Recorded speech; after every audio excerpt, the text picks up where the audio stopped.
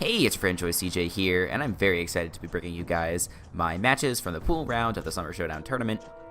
In case you missed my draft analysis video, we drafted a team to compete in Summer Showdown. We were lucky enough to be selected as an All-Star for the UBC. UBC did get an All-Star slot in this summer's tournament, and we were able to draft a nice team. And in case you missed it, my team is Mega Lopunny, Scizor, Nidoqueen, Latias, Shaman, Electros, Gramble, and Kabutops. So, a pretty fun team, and when I built it, like after I finished it, I realized there was a couple weaknesses that the team had. I felt a little weak to Scizor. I was extremely weak to Psychic types with Calm Mind. I was fairly weak to Rain. And then the Pokemon like Landorus and Zygarde, I don't know if I would necessarily describe myself as weak to them, but they're just such huge threats. Like Zygarde in particular is pretty tough for me to deal with. Lando is as well, but so wouldn't you know it, I actually got paired up against 2 Zygardes, 3 Scizors, 2 of them Mega Scizor, and 1 Rain team in this pool. So my luck was kind of bad, I think. Let me tell you guys who my competitors were, my other competitors. We were going up against the Dom Fanatic, aka Jack. We went up against A12 QSD. Went up against the Verd, and finally we have Sebi VGC. And so I'm going to quickly go through each team, and then I will like hop to the corresponding battle. And yeah, we'll just kind of go through it right in order. So the first match that I played against was versus Jack, aka Dom Fanatic. And he has a team of Zygarde 50%, Clefable, Scizor, Mega Blastoise, Azelf, Jolteon, Typhlosion, and Cofagrigus. So versus this team, I really wanted to bring a Scarf Lottie, because with this spread we could easily outspeed Zygarde at if it's at +1, and we should kill an uninvested Zygarde with Draco Meteor with this set. Trick also gives me a little bit of insurance policy versus Calm Mind Clefable, and HP Fire for Scizor, Roost for longevity. I made this a pretty bulky set. I put just enough special attack on it, like I said, to kill the Zygarde. Rocky Helmet, Nidoqueen, this is for Scizor. It's also important to check Jolteon and Clefable. We have a bulky Shaman. This is the primary response to Zygarde, and it's also pretty nice versus Blastoise and Jolteon. We have an Aqua Berry Scizor, Bullet Punch Iron Head, U-Turn Natural Gift. The Natural Gift is for his Scizor, and then Iron Head is just there so we can 2 KO a Fizz Death Clef. He could potentially be packing Fire Blast to take me on, or he could be Babiri Berry. So I wanted the power from Iron Head. Have a Intimidate Gramble. This is another response to Zygarde. It doesn't do a whole lot else, if I'm being honest, but that's just how much of a threat Zygarde is. And then last but not least, we have Lopunny, Toxic Facade, Ice Punch, Fire Punch. Toxic is there to hit incoming Kofags and I guess Clefables. Like Clefable obviously gets Magic Guard, so it might not be the best, but you know, that's what I'm thinking with this set. And then Ice Punch for Zygarde, Fire Punch for Scizor. So without further ado, let's hop on into the replay. So as you can see, he has brought Zygarde, Typhlosion, Kofag, Blastoise, Scizor, and Clefable. So this is definitely a scary matchup. No Jolteon, which is a relief. It takes a little bit of pressure off of my Shaman.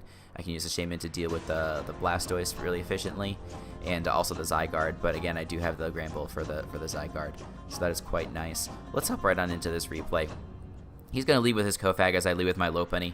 I kind of wanted him to lead something besides this Kofag and then have him switch into it so I could go for Toxic. But I don't want this thing going for Psychic on me, if he did choose to bring that. If he goes for Wisp, I don't mind, obviously, because I do have Facade, but until I do get burned, I can't hit it that hard, and he's going to take away my ability as soon as I hit him with that normal type attack. So we're going to switch on out, go into our Shaman, just because Shaman isn't really threatened by anything that the Kofag can do. He could be Nasty Plot, but Seed Flare should 2-hit KO this thing. So he does go into the Clefable, and we go for a Toxic. And this is actually going to show us that this is an unaware Clefable, which is pretty interesting to me. I guess he wanted to protect versus like a Calm Mind Latias or something like that. I don't actually think that unaware is super like useful versus my team. But he goes for his Rocks, and I've got no reason to do anything but Well, I guess I could have just clicked Seed Flare, but I want to go into my Nidoqueen and try and set up my own rocks, because that's going to whittle down his Typhlosion and things like that. He's going to go on out into Scizor, but that's nice for me because my Nidoqueen is built to take this thing on. Goes for the knockoff, and this does reveal that it is an Adamant Scizor, and we're going to find out right here that it is an Aqua Berry Scizor. So nice prep on his part, being able to protect his Scizor. I might have put a little bit more speed on there for like my Nidoqueen, but I'm certainly not complaining. So now the Zygarde's coming in, and he shows leftovers. Let me pause for a second here. So I've seen multiple times in this tournament that like Jack actually played 2 of his games before I battled him, because he lives in Europe. He played a couple of his games a little early, just so he wouldn't have to stay up till 3 a.m. playing his games. And I've seen him twice bring Coil Zygarde, so the fact that this is lefties makes me pretty nervous. But I digress. So I go into Gramble, get off the Intimidate. He goes for 1,000 arrows, and it doesn't do a whole lot. I don't remember if that suggests that he's like max attack or not, but I digress. He goes into the Kofag, and I believe I just throw off a Toxic, and it's really nice to wear this thing down because this thing is preventing my Lopunny from doing a lot of work, even though my Lopunny does need to get burned in order for it to really do work.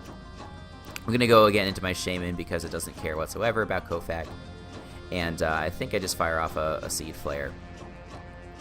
You know, after we're all done dealing with our residual healing and residual damage, just go into the Clef, and this Clef is going to get 2-hit KO'd. Luckily for me, I do get the Spadef drop, and the reason that that's a little lucky is because now I can go for HP Fire. I can afford to do that. It'll kill at this range, and I don't have to risk the miss with the Seed Flare, and I don't have to waste another one of my PP because there is only 8 PP on Seed Flare, so that's nice. So this Typhlosion comes in, and this thing is really scary. So I believe I pivot into my Lottie, and he predicts this and goes for Toxic, which is quite nice on his part. So he doesn't know yet that I'm Scarfed, but this is a good way for him to wear me down. I just go for the Draco because he doesn't have a switch in now that the Clefable's gone and the Scizor is at such a range of HP. So basically now, since it's 6-4, the way that I kind of picture it is like, even if we get to a situation where we start trading Mons, I'm going to win that every time because I sack something, I go into Lottie, and I drop a Draco. And I'll eventually win that way. But I still want to try and get, you know, as good of a differential as possible. So switching my Shaman on this Blastoise, take us a big chunk of damage from Ice Beam, does suggest that it's modest, but I am just going to go for the Synthesis. And I did put enough investment on this Shaman to the point where I could break a max Spadef sub from a Zygarde, so I'm just going to stay in here and click Seed Flare. He reveals not to be Spadef, and he actually goes for DD, which is really scary. So he could potentially go for Outrage here. He could, like, 1,000 arrows I don't think makes a lot of sense because Shaman's not going to take any damage from that. He could go for some other coverage move like Crunch or Iron Tail or something like that. But I'm just going to go into my Gramble because I don't want this thing to like get carried away with attack boosts, just because that could be potentially dangerous. And so I am going to go into my Gramble. And it's also nice for me to preserve my Shaman for that Kofag and the Blastoise. So that's why I'm thinking, you know, let me just go into the Gramble. And he goes for a second Dragon Dance, which is really scary. I'm thinking about doubling out here just so I can get off another Intimidate later. But I don't want him to continue getting up speed boosts. He's already at the point where my Lottie no longer outspeeds. So I go for a Play Rough, get off a nice chunk of damage, and he ends up taking me out with another 1,000 arrows. I could go into Shaman, but like I said, I want to preserve that. So what I actually do is I go Scizor. It's because Scizor doesn't have a lot of usefulness now that the Clef and the opposing Scizor is gone. So I'm just going to stay in here. I can take the 1,000 arrows, and I can kill this thing with a U-turn. I could have gone for double BPs, but U-turn is preferable because now he doesn't have an automatic switch into his Typhlosion. I'm going to go into Nidoqueen, I guess mostly as fodder. I do outspeed this thing so I can get a little chip on it. And after he kills me with the Scald, it's just a free switch into either Shaman or Lottie. Both of them get a kill at this point. I do go into the Shaman, and I am just going to click Seed Flare. I could have gotten cute trying to predict the Typhlosion coming in, but Typhlosion already takes a chunk from the rocks, takes a chunk from the Seed Flare.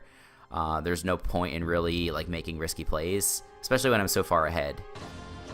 But the Typhlosion does come in now, and I'm just going to sack my Scizor. Obviously, Aqua Berry isn't going to help me take that thing on whatsoever. And then Lottie's going to come in and is going to be able to click Draco Meteor twice, and it's going to be a good game. So I forget which Pokemon actually gets the last kill. I'm pretty sure it's Shaman, because Shaman can just kind of stall it out with Synthesis and Seed Flare, which is pretty nice. So it was definitely a scary matchup with that Zygarde. When the Zygarde started setting up like multiple Dragon Dances, that was really scary to me. But Jack played a good game, made some nice predictions like the Ice Beam with his Blastoise onto my Shaman and things like that. But we were pretty lucky, and we're going to be able to score a 3-0 over him. And, you know, you guys can see on the next turn, we actually miss, and then we're going to be able to take him out with a Hidden Power Fire. He was at a range of HP where that definitely killed. So, yeah, good game to him, and let's move on back to the team builder. And let me show you my team versus A12. So, A12 has the Rain team. He has Tapu Koko, Diggersby, Pelipper, Reuniclus, Kingdra, Mega Scizor, Spiritomb, and Granbull. So the number one thing that I'm worried about, well, I guess there's several things that I'm worried about here, but let me tell you, starting with the first, and that is a bulky Scizor that's supported by Rain, just because I don't have any Stab Fire moves on my team, and so it's very hard for me to do tremendous damage to that Pokemon. Number 2 threat, I guess this is sort of a tie. Just Rain Dance Kingdra is really, really scary versus me, just because it's a great Pokemon in general. It's very threatening. And then Calm Mind Reuniclus is going to be really, really hard to handle, because I don't have a Dark type to hit him super effectively, and it also allows him to basically run Mono Psychic if he chooses, and he could just run like a Acid Armor set, and I have no response for that. So anyway, my first Pokemon on this team is Kabutops. We're actually running a Scarf Kabutops because we want to outspeed Kingdra in the rain. So we could potentially catch that thing by surprise with the Stone Edge, and we do have enough speed on this thing to outspeed a Diggersby. Diggersby hits 280, we hit 281. We have a Spadef Shaman with Rest, Leech Seed, Seed Flare, Hidden Power Fire. This is a decent switch into Kingdra, or at least is the most decent thing that I have. And it also doesn't mind too much like a lot of his other Pokemon. Like it can kind of switch into Diggersby. We do have enough speed on this thing for Kingdra, which means we by default outspeed Diggersby. This is good for Special Koko if he's like a physical set with Supersonic Sky Strike, or with just Brave Bird in general. That could be really bad. But yeah, it's just hard for his team to kill. We do have a Rocky Helmet Nidoqueen. You're going to see this as a theme in all of my teams with rocks. This time we're packing Taunt because we want to prevent Reuniclus from getting out of hand. And this thing is definitely fodder for Reuniclus, which is nice for him. Obviously horrible for us. We put mixed defenses on here to make this a check to both Scizor and Koko. We have a Habanberry Latios. So this is the number 1 Kingdra switch in. We can lure it with the Habanberry, drink a Draco Meteor, and kill it back with our own Draco Meteor. So that's the idea with this Pokemon. We have a Banded Scizor. We're not going to mess around with that Reuniclus. If that thing starts setting up, we're going for Bug Bite, and we're going to OHKO it 100% of the time. Unless, like I mentioned, it's an Acid Armor set, in which case, well, GG, I can't do anything about that. And then last but not least, we do have a Lopunny, Fake Out Return, High Jump Kick, Thunder Punch. I could run Fire Punch for the Scizor, but if it's in the rain, High Jump Kick actually does more, so I wasn't super worried about that. And let me get us ready to hop on over to the next game. So, okay, here we are, and as you can see, A12 has decided to bring Granbull, Reuniclus, Spiritomb, Tapu Koko, Pelipper, and Scizor. So I'm a little bit thrown off by this team. He didn't bring the Kingdra, which I was really expecting. He instead brought Spiritomb. And then I wasn't necessarily expecting the Granbull, but Granbull is a pretty nice switch into Lopunny.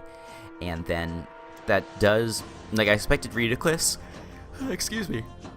I expected Reuniclus to be his switch in for Lopunny, but this does sort of open up the door for other variants of Reuniclus, such as Trick Room. So that's very scary for me.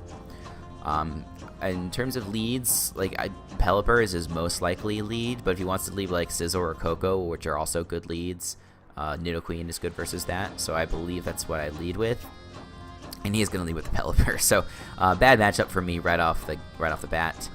And another Lottie is going to come out and drink that Surf. The damage does suggest though that this is a max attack Pelipper, so I don't know what the item is yet, but I will have to be aware of that.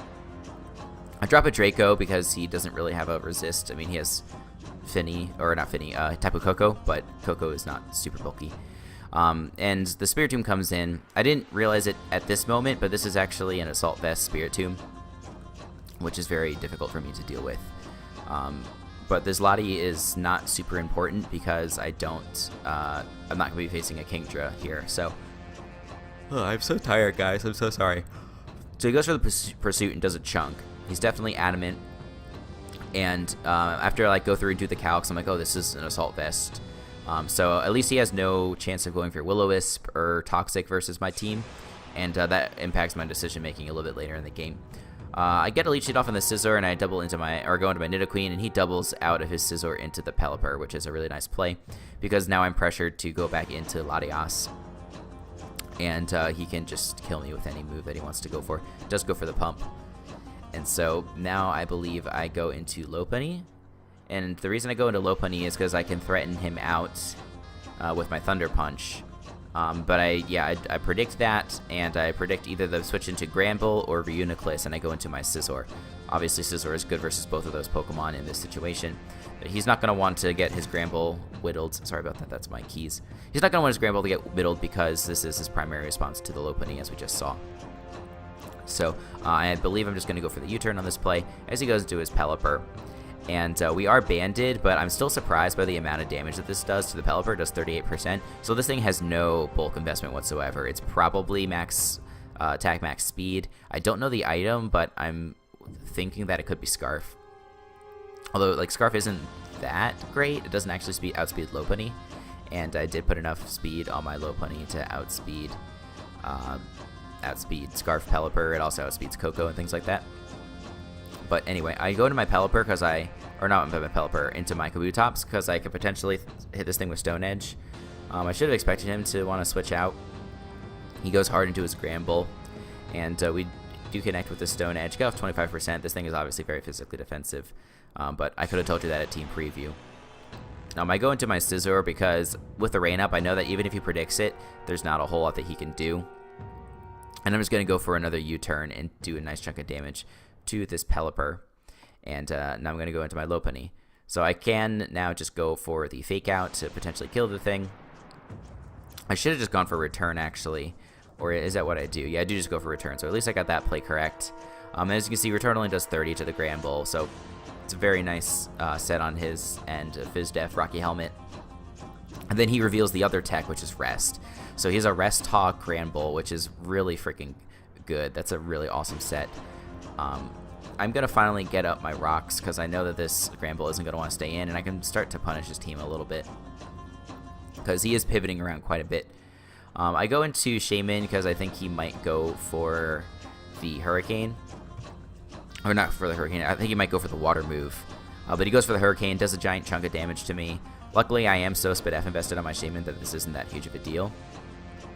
And I believe I just go into my Kabutops now because I'm almost positive that he's Choice Scarf. And the fact that he stays in on this Shaman further confirms to me that he's Choice Scarf. It still does a chunk of damage to my Kabutops. That really is crazy. We go for Knockoff and we do get rid of the Choice Scarf, so that's quite nice. And now the Mega Scizor is in, and this thing is really scary to me. So I go to my Nidoqueen, at least my Nidoqueen's at full health, so I can rely on that to try and take this thing on. He goes to the BP, and the damage that he does there, about 30%, does show that he is adamant. So at least he doesn't have as much bulk investment, so my fire moves that are on my different Pokemon can hit him a little harder, but doesn't really make it that much more fun to play against. If he gets up to +2, he basically annihilates my whole team. Because except for my own Scizor, but it's not a good situation. But now he brings in his Spiritomb. This is where I go back and I said, okay, so that this Pokemon hasn't taken hardly any damage from special hits. There must be Assault Vest. I can probably stay in versus this thing if I wanted to. I don't remember if I actually did though. I just remember thinking about that. I go for Earth Power. It does 22%. And it's like, yeah, this thing is Assault Vest. So I go to my Shaman because I don't think there's a whole lot that it can do to me. The only crappy thing about this, so the reason I made this play is because I want to go for Rest and get myself back up to a decent amount of HP. But he knows that I'm going to switch out to cure my Sleep, and he's gonna go for the pursuit. Makes a really nice play. It does a decent chunk of damage. So that is pretty unfortunate. And I go to my Kabutops. I don't know if that was the best play. I do unfortunately miss the Stone Edge, which obviously matters because now I lose my Kabutops for nothing. Like I'm not saying that like Kabutops is necessarily the right play, but I'm pretty confident that I would have killed with that Stone Edge. So it sucks to suck, I guess is really all you could say. And I'm pretty sure I go into my Scizor after this and just go for U-turn. And he's going to get off a nice chunk of damage with the Sucker Punch. And it's 4-4, but I'm definitely feeling in the back on this one because my Nidoqueen is really pressured by like 3 out of the 4 Mons on his team. And it's scared by this Reuniclus. So I didn't want to go, like, this was a tough turn because I didn't want to go Scizor and then have him go Koko.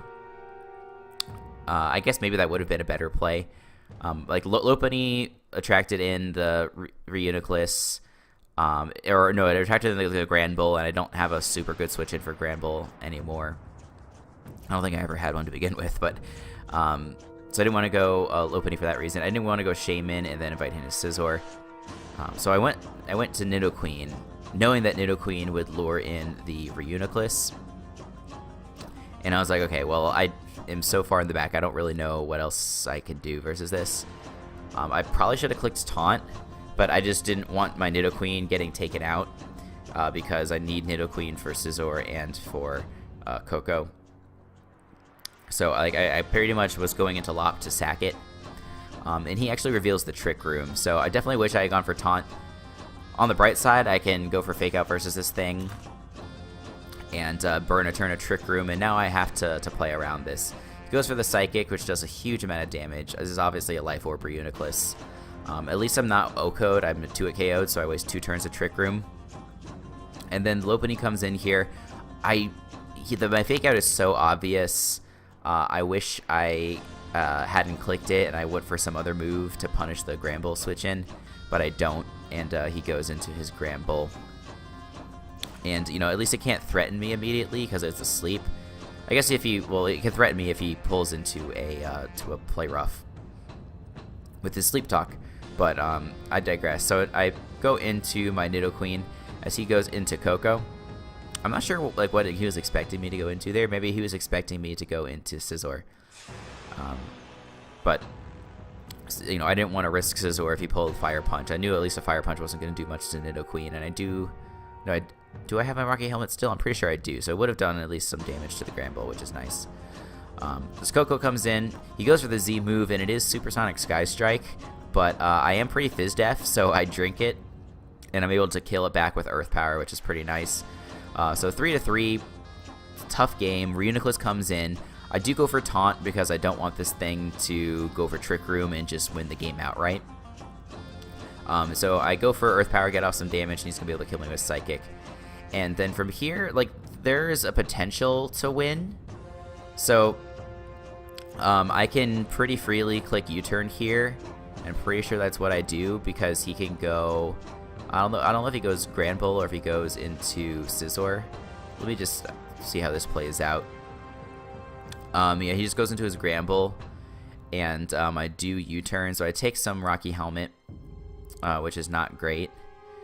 I go into my Lop. My Lop can't kill this. No, it can kill.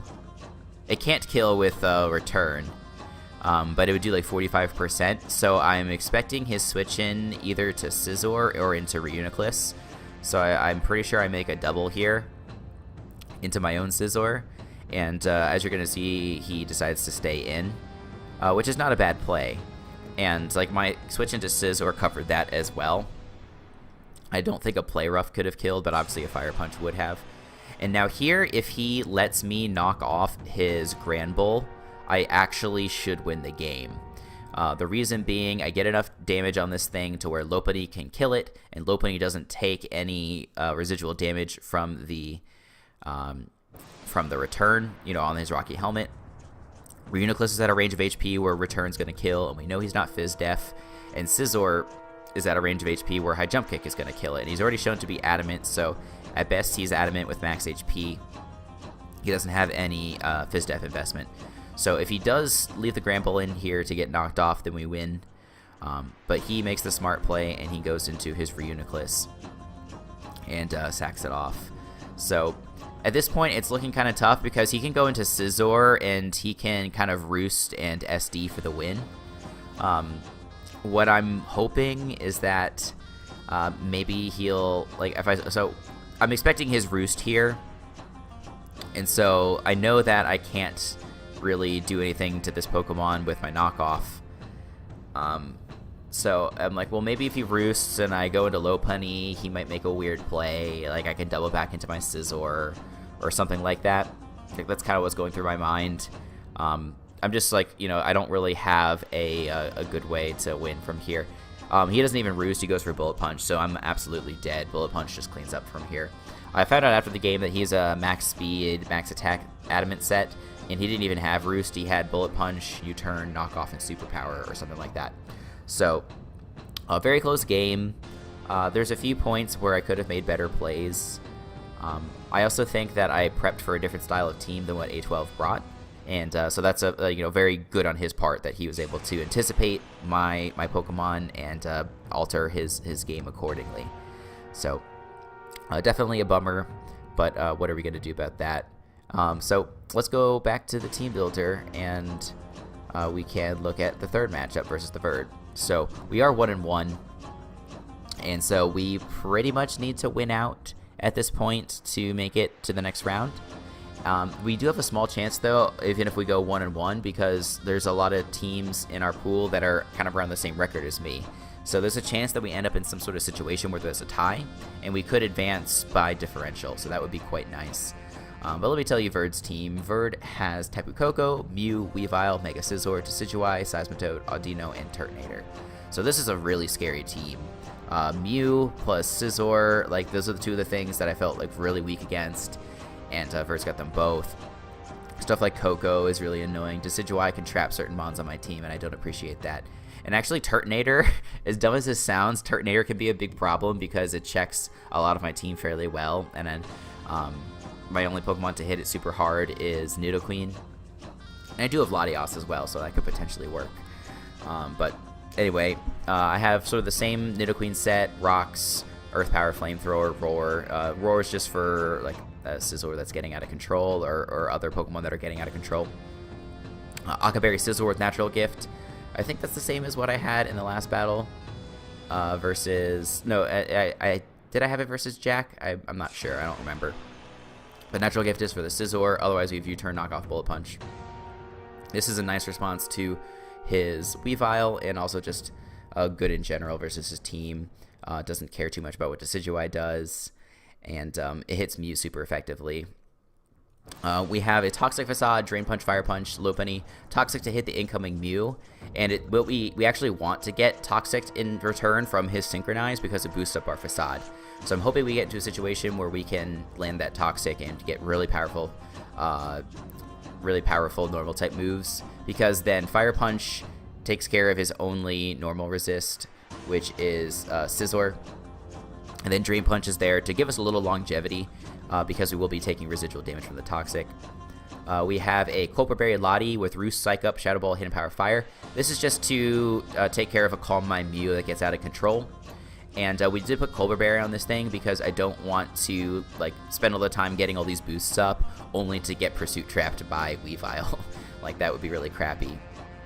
And otherwise, this is a good switch into to Seismitoad. It sort of switches in on Turtonator. It doesn't really, because Turtonator obviously has Stab Dragon, but Lottie is really fat, so it's kind of okay. And yeah, it's also a fair check for Koko, even though Koko does get Dazzling Gleam. So that's the Lottie set. We have a Fizz-Duff Gramble with Rocky Helmet to take on the Weavile, and it's also okay for Toad and Decidueye and stuff like that. And then we have a Spadef Shaman with enough speed for Toad, Seed Flare, Hand Power, Fire, Toxic, and Synthesis. So let's hop right on into the game. As you can see, Verd's brought Mew, Weavile, Mega Scizor, Tapu Koko, Seismitoad, and Decidueye. So I am pretty relieved not to see the Turtonator, just because I don't actually have great responses for that. But unfortunately for me, the rest of Verd's team is really scary. It's a team that I would really like to use. Like, this is like the type of team that I like. So very scary. And if all the games that are in my pool, this is the one that I'm really hoping that I can win. Not for the tournament purposes, just because Verd is a good friend of mine, someone I've known for a long time, and someone who's always bested me.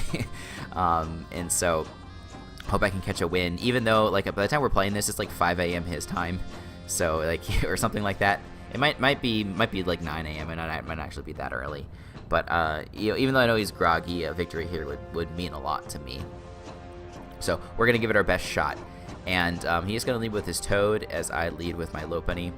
I wasn't like, if he had led with like Weavile or Coco or even Scizor, like I would have stayed in here and immediately clicked Toxic. And I guess I could have hit Toxic anyway on this Toad, but I don't want my Lopunny to take unnecessary damage. And I think this Toad has a good chance of just staying in here and hitting me with some attack. If it was a Pokemon that I thought was going to switch out, then I would have gone for Toxic. But because I'm pretty sure the Toad is going to stay in here, I don't want to take the chance.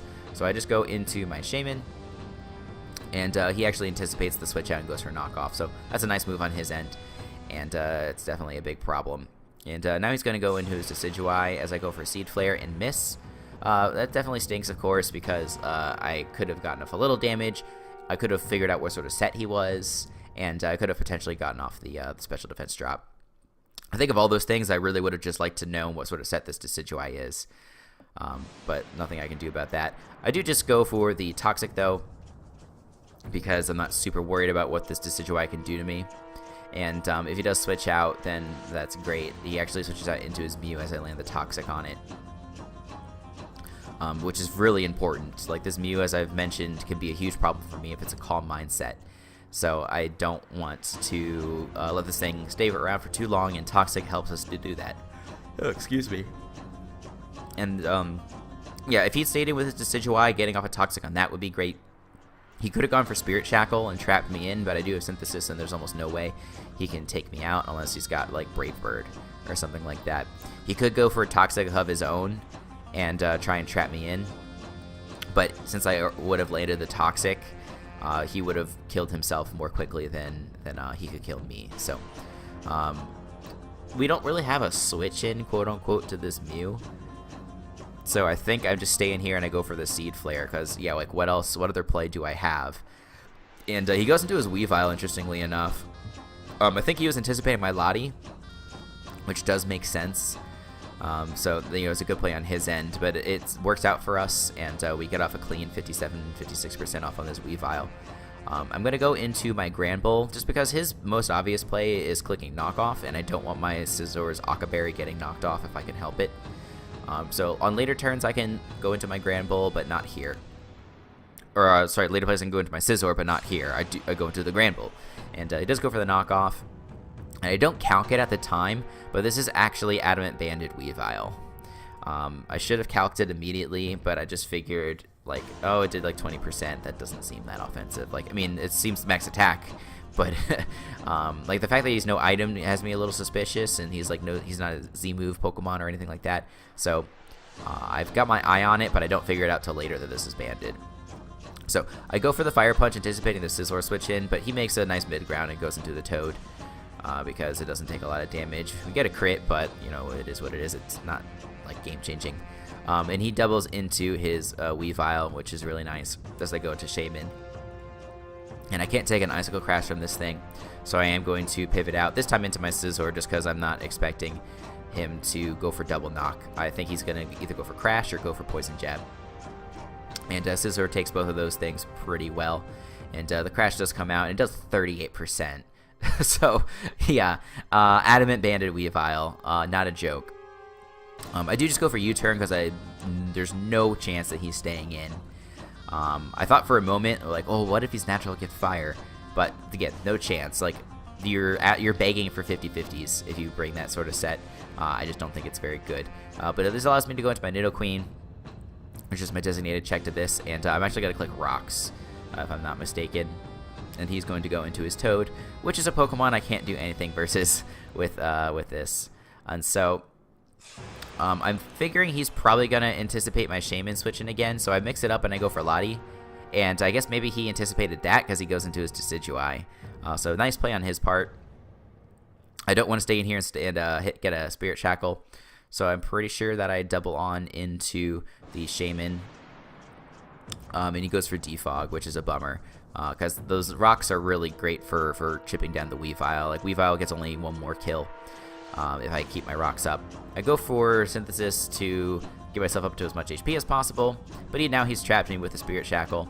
And we're going to trade Toxics on this turn. So we're both on timers, which is, bad for both of us. I go for the Seed Flare, do 18%. I don't think I actually calced what that damage was. I don't know if that was like max HP or what it was. Like, Decidueye has really good natural Spadef, so it could be an offensive one just from looking at it, but I don't really know. I don't get any Spadef drop or anything, which is a bummer. Not that I'm like praying for Spadef drops all the time, but it is 40%, So anyway, I go for the Synthesis on this turn, and he takes this as an opportunity to double into his Weavile. Nice play, knowing that I wouldn't risk going for an attacking move on this turn. And this actually puts him in a position to go for Pursuit versus me. And it does 56%. And I think this was at the point where I realized that this was banded. And I'm like, oh, crap. So anyway, I'm expecting him to switch on out. So I actually make a double, and I go into Scizor. This covered the switch into the Mew, his own Scizor. And it kind of covers the Toad, but not so much.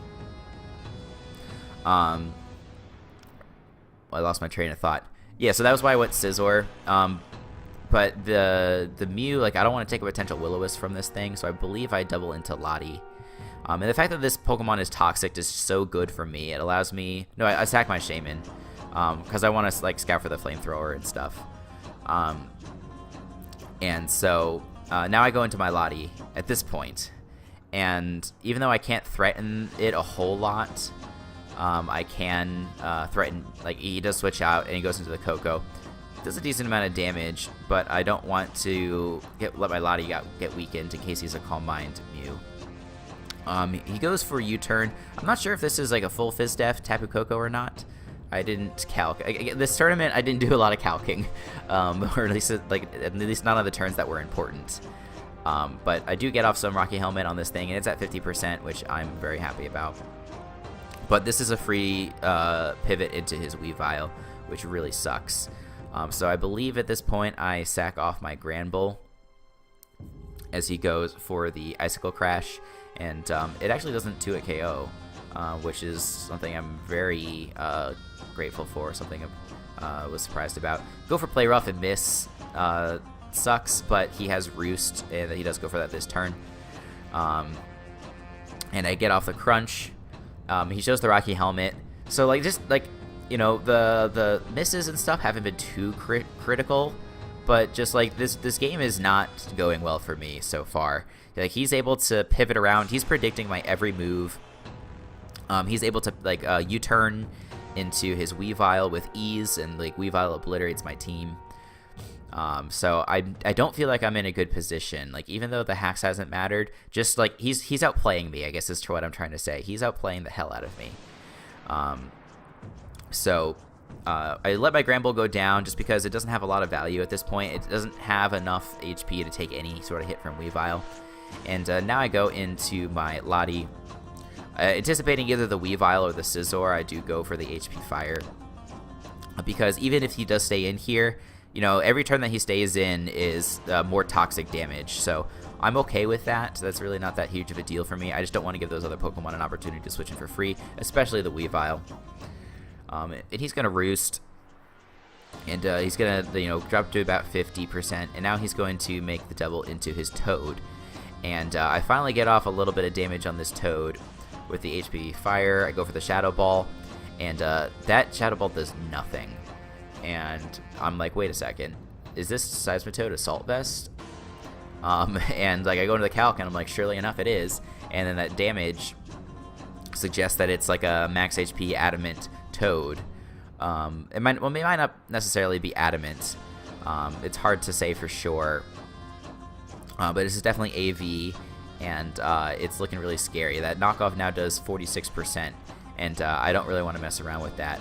I go into my Lopunny because if he wanted to go for knockoff again, it's not going to do a tremendous amount of damage to me. Like, I'm not Mega'd yet. No, actually, okay, let's go back. This is actually... Let me start this over. So, he goes for the... I go for the Shadow Ball, get a little bit of chip on him.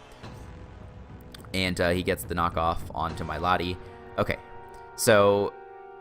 I didn't go into my Lopunny anticipating him to knock off. I go into Lopunny anticipating the Weavile switch in. So this happened to me just a few turns ago when he had the Decidueye and he trapped my Shaman, and he forced me to go for Synthesis. He brought in the Weavile on the Synthesis and then Pursuit trapped me and pretty much killed my Shaman. This is the exact same thing. I have to Roost, otherwise I die. He can go into Weavile. I don't have a Colbur Berry. He can Pursuit Trap me, 100%. And I was like, okay, I'm in the back. I'm down 4-6. All my team's weakened. I have to make this play. This is the only chance I have to crawl back into this game. And I do get it correct. As you see, he does switch out of the Toad. It brings in his Weavile. So, really was proud of that play. And I know now if I go for the Facade, that not only does it kill the Weavile, but it does 2-hit KO this Mew. So I'm more than happy to take 2 rounds of Rocky Helmet to take out this Mew, because now this Lopunny is looking like really good. It's looking really crisp. He goes into Decidueye, and I was a little surprised by this. My Drain Punch isn't going to kill. If I had High Jump Kick, I would be able to kill. Maybe this is a Fizz Def Decidueye, and I just don't know it. But in case he's got Brave Bird or something on this Pokemon, like I go for Drain Punch and I get myself to range of HP where I don't die to the Brave Bird, but it's not a risk that I want to take. I just want to pivot out into my Scizor, and he just goes for Toxic. This was an interesting play because actually, like, if he went for Toxic versus me, that powers up my Facade, and he doesn't have, besides Scizor, he doesn't have a normal resist anymore. So. And if I'm not mistaken, I do a Fire Punch. Yeah, I do a Fire Punch on this Lopunny, so it would have been really bad for him. I go for Knockoff on the Decidueye. It does a nice chunk of damage with the Spirit Shackle, and it actually outspeeds me. I don't have a ton of speed on this Scizor, but I do have enough speed for I think like Mega Scizor and Seismitoad and stuff like that. So I wouldn't be surprised if he was like a max set. But I don't know exactly. But anyway, Scizor comes in here, and I'm like, okay, this is like it turned around starting with that Lopunny play. He brought in the Scizor, and there's nothing that he can do to really threaten me. I have the Natural Gift. I click it. He goes for Sword Stance. He does outspeed, but he goes for Sword Stance, and I'm able to kill him with the Natural Gift. So this must have been a max attack, max speed Scizor in order for it to kill. But now we're looking like we've got a really good shot. We're up 4-3. It's certainly not over. Like, anything could still happen, but I'm like really thrilled that we've been able to get back into this. So he goes into Coco, and I don't want my Scizor going down because it can revenge kill the Weavile. And I just sack my Lottie. I don't want to go into Nidoqueen just because it gives him, like, he clicks U-turn, it gives him a free switch into Weavile. And then Weavile collects a kill, so I don't want to do that. I'd rather sack off my Lottie, which is pretty worthless versus the entirety of his team. So now he goes Weavile, and I can go either Scizor or Lopunny. I do go the Scizor, and I click BP because, like, if he switches, like, I don't want to, like, risk. I don't want to play around with his Weavile. I don't have a lot of great ways to deal with Weavile. Banded Adamant Ice Shard does like 55 to 60 to my Lopunny, so I need my Lopunny like at a high enough amount of HP for it to kill. So I don't want to mess around with it. I go for BP and does like 18% to this Toad, so I'm like really not sure what this Toad is. Like that's it's not consistent with a max HP Toad. But I'm gonna go for the U-turn. I know that if he's EQ that it'll kill. But I don't want anything else on my team taking an EQ at this point. So I cross my fingers and hope that he's slower, and he's not.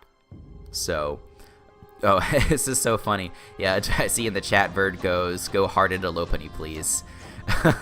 I wasn't going to do that. I go Lopunny now, and I can click Drain Punch and kill this thing. Give myself up to a nice amount of HP, so now I'm not even in range of the Ice Shard. He goes Koko. The way he brings this in, it has me a little bit worried that it's Scarf. And I'm not going to risk that. Like, he hasn't shown any moves on this thing besides U-Turn. So I'm like, okay, this will be a perfect time for him to bust out the Brave Bird, and I'm not going to live that. So let me go into my Nidoqueen, play it safe. Like, this Lopunny is too important right now. And he does just U-Turn. I was like, well, dang it, is he Scarf then? I don't know. But he goes for U-Turn, goes into the Weavile. He's going to be able to get the easy kill on my Nidoqueen. And it's so funny, the chat's like going wild because Verd's kind of feeling defeated at this point. But like, I'm still worried about freaking Scarf Tapu Koko. And so I turn on, like, and I always have the chat muted, so I never know what's going on. I'm like, at this turn, I turn on the chat, and Verd says, the thing is, it doesn't matter. And I was like, oh, so you're telling me you're not Scarf? I was like, okay. Then in that case, I win, because even if this is like a max defense, max HP Koko, we should kill. And so we're going to end up with a very, very close 1-0 victory over the Verd. And as I said, you know, this battle is very important to me. Not even on a tournament level, but just on a personal level. Verd is a good friend and has helped me team build a lot in the past. And it just means a lot to beat him. So shout outs to the Verd for being a good sport and everything. And with that, we are 2-1. And if we win the next game, we 100% advance. So we just need to make sure we do well, and we are playing against Sebi VGC. We can take a look at his team. He's got Zygarde, Tapu Fini, Victini, Gengar, Mega Arrow, Chestnut, Stunfisk, and Aggron. So a really scary squad. Really scary. We have a Choice Scarf Lottie with Draco to revenge kill Zygarde, but we also have a max HP spread on this because this is my best switch into Victini. So even though I don't have recovery on this thing, I could switch it in on a couple of V-Creates if needed. I have a Life Orb Shaman. Life Orb Shaman's actually a really good wall breaker versus his team. It is revenged by like Gengar, Arrow, Choice Scarf Teeny, and stuff like that, but this otherwise breaks through the entirety of his team. And I've been using Bulky Shaman so much this tournament that I was happy to use a Life Orb set. I put a Scizor on here. This was a mistake. For some reason, I thought that Sebi had a Clefable, but he doesn't. He just has, like this isn't worthless versus his team. Like, it's good versus Gengar and Arrow and things like that. But I put this on because I thought I was worried about Clefable, but he doesn't have Clefable. So this should have been a Lopunny, and Lopunny would have been really great versus his team. But as it is, we put enough speed on this thing for a Finny, and just have some priority, you know, general Scizor stuff. We have a Assault Vest Electros, but it's actually got a max Fizdef spread. Put a little bit of speed on here just so we're not outsped by Aggron, and then put the rest into special attack. This is actually fairly nice versus his team because it takes one of anything and hits back pretty hard. And we do have U-Turn, so that way he can't like switch in Zygarde on us and try to set up, because that could be a big problem.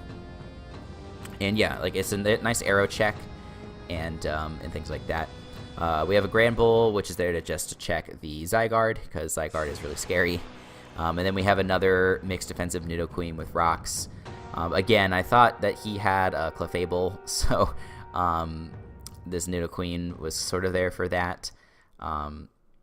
Like, I don't want to make excuses, but this was the match that I prepped the least for, just because I've been so slammed this week. So I kind of threw this team together in the last 15 minutes before we battled Seb. So yeah, anyway, let's hop on into the battle. And here we go. So we have on his side Zygarde, Aerodactyl, Gengar, Victini, Tapu Fini, and Chestnut. So not all that surprised he didn't bring Aggron or Stunfisk. Those mons are not very good. So yeah, this is going to be the game. And like I said, we really need to win this one in order to advance. If we lose, there's a chance that we advance with differential. Just because it's shaping up that if Seb beats me, he's got a 2-2 record. and then it'll come down to the differential. So I start this game. I lead off with Eel because I think it's relatively safe versus the entirety of his team. He does lead Teeny, and he goes for U-turn. That's not banded damage, so I'm suspecting it to be Choice Scarf. And I go for the knockoff. Like, if he wants to stay in and go for the V-Crate versus me, I'd be happy to try and knock off its item, because that means then that stuff like Shaman can potentially speed tie with it and do some more damage. Chestnut comes in and goes for Rocky Helmet. He gets Rocky Helmet damage on me. He doesn't go for Rocky Helmet, obviously. But this makes a lot of sense. This is probably full Fizz Def, and it's a not bad switch in to make a Lopunny, just because it's so bulky, and it's also fairly good versus Scizor. I can go for U-turns, and it can't really take advantage of me all that much, but I digress. I am going to switch on out of here into my Nidoqueen, if I'm not mistaken. No, I go to my Shaman, because I don't think there's a whole ton that he can do to me. He goes for Super Fang, and I don't actually hate this. Like, I go for the Synthesis here, but Super Fang on me is not bad because he doesn't know that I'm an offensive Shaman yet. I could be a bulky set, and it's going to do the same damage either way. He makes kind of a risky play and goes into his Arrow. I guess me going for Seed Flare doesn't make a ton of sense in that situation, but like, it still would have done probably like 30% to Chestnut. I could have gone for Psychic, and Psychic probably would have done like 40% to this Arrow.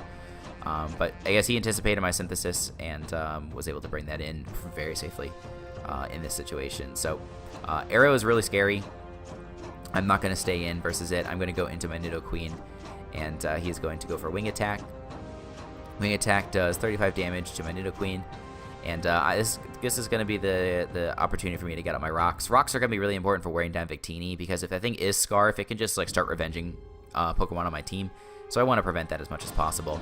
I don't want my Nidoqueen to go down. I could either preserve it as a sack for later, or I can Healing Wish it up with my Lottie, so that's nice. But he does go for a Wing Attack, and he gets a crit on my Eel. The crit is kind of stinky. Not that stinky, but it just definitely puts me in range of a Stone Edge, whereas I might have had a chance to live it before. So I'm thinking he's probably going to try and go for that move. And I go for T-Bolt just to try and get off damage on Arrow, because it's such a big threat versus me. But he switches in his Chestnut. This thing can't Oko me, so I go for the Flamethrower and actually get off a nice chunk of damage, as you're about to see. Does 50%. So Chestnut Weaken, having Chestnut Weaken is not that bad, but there's nothing on my team that really benefits from that. I go for the U-turn because I think he's probably going to preserve it, and I don't want him to go into Zygarde and really take advantage of me. So I go into Grand Bull. I could, like, he's almost in range of Seed Flare for my Shaman, and I could have gone into Lottie and dropped a Draco, but he still has the Finny around as a safe switch into Lottie. I could go Lottie and like predict it with a Energy Ball, but Energy Ball isn't going to do that much damage to a max HP Finny, since I'm not that attack invested myself. But I believe we just go for the Play Rough. No, we go for Super Fang. That's what happens, and he goes into his Gengar. I guess Gengar was also covering the Play Rough play, but I would have. This actually comes into play quite a bit later. Like, having that little chip would have been really nice, because I bet it still would have done like 20% or so. Gengar's not bulky. But I digress. I go into Nidoqueen and sack it off, just because I don't have a Shadow Ball switch in otherwise. And I do believe I go into my Scizor. So I don't remember if I go for U-turn or knockoff here. I don't think he's going to be staying in. But I do just go for the Bullet Punch. No, I go for the knockoff because I know it's going to kill the Gengar. Like, if Gengar's packing HP Fire or something, I can live it with the Aqua Berry. What would be really bad is if he was Will-O-Wisp, and he goes for Will-O-Wisp on my expected Pursuit. If I had Pursuit there, that would have been great. I would have taken out the Gengar. That was another piece of bad prep on my part. Like, Pursuit on Scizor would have been amazing in this matchup, but I didn't bring it. He goes into his Chestnut, but I know that I outspeed, and I know that I can kill it with U-turn, so I do go for that. And on this play, I do want to go into Lottie, because this it forces him to go into Finny. I didn't want to go Scizor or Shaman or anything like that, just because any Pokemon that's not Lottie gives Victini a kill.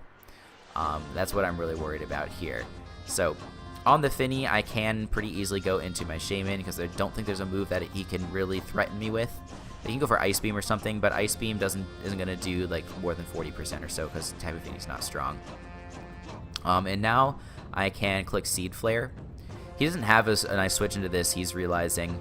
And he does go into his arrow, and I go for the Seed Flare. I'm like praying that I connect, and I get off a nice 75% on this thing, which is excellent.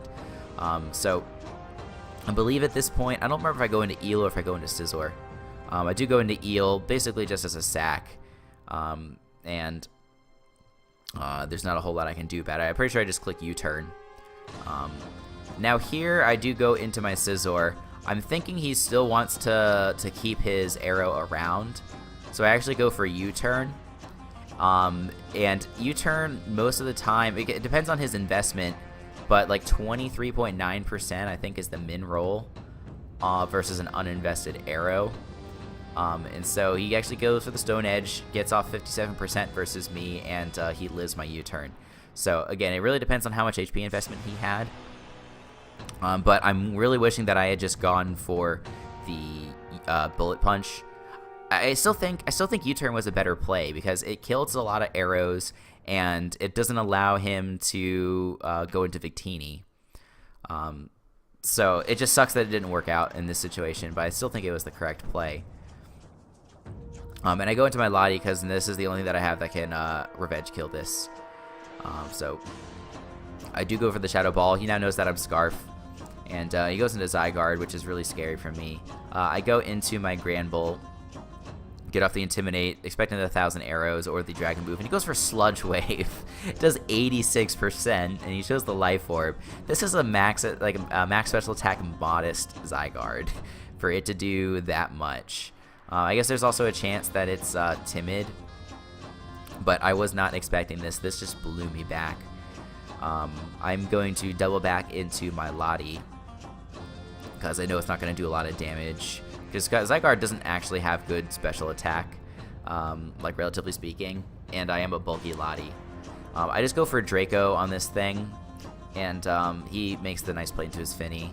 I guess it was an obvious play on my part. I should have tried to anticipate that. Like I could have, I guess I could have doubled into Shaman. Maybe that would have been the better play because that pretty much gets a kill, or at least it like 2-hit KOs something with Earth Power. But at this point, like I can't. There's not a whole lot that I can do. I'm not gonna let my Lottie go down. I'm pretty sure that I sack off the Granbull. No, I go into Shaman because again I can't. He can't do a lot to me, but he makes a nice play. It doubles into his Victini. I'm forced to sack a Mon. I do sack my Granbull because now that it's not a physically attacking Zygarde, it's actually not that useful. The fact that it's special is really awful for me. And so the Shaman comes in. I can actually revenge kill this now because of all the speed drops, and he sacks his Zygarde to 2 Earth Powers, which is fine with me. And it's going to be 3-3 here in just a moment, and I will take a pause. So 3-3. I should have looked at the scores before this match. So even if I lose to Seb, as long as I lose 1-0 or 2-0, I advance.